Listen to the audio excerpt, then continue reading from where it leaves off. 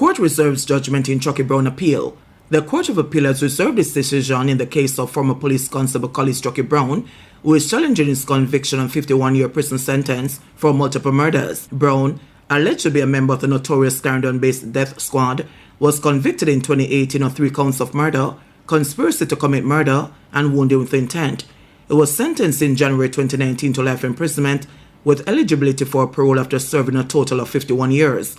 Prosecutors said Brown fatally shot Demoy Dawkins, otherwise called Gotti, in 2009 and murdered Dwayne Douglas and Andrew Ferron in 2012.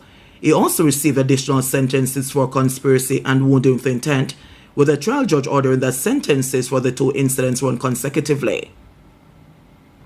On appeal, Brown's attorneys, Norman Godfrey and Patrick Peterkin, argued that the trial judge erred by refusing to order separate trials for each incident, rejecting a no-case submission, and admitting statements that were obtained under inducement when Brown, who was 41 at the time, was unrepresented. At trial, the court heard evidence that Brown admitted to Indicom investigators that he was recruited into the squad because he had the heart for it, and that the unit received weapons, vehicles, and the backing from the police high command to carry out extrajudicial killings.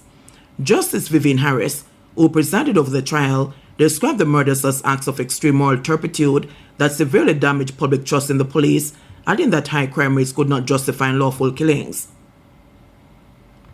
Brown's attorneys argued that the charges involved separate incidents with no clear factual connection and should not have been tried together. The allegation of murder by itself is not sufficient to establish nexus, they submitted.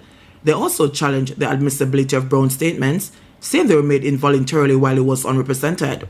Regarding the no-case submission, the lawyers pointed to weak eyewitness testimony and inconsistencies between the evidence and the pathologist's report, which showed the victims were shot from the front, contrary to the Crown's theory.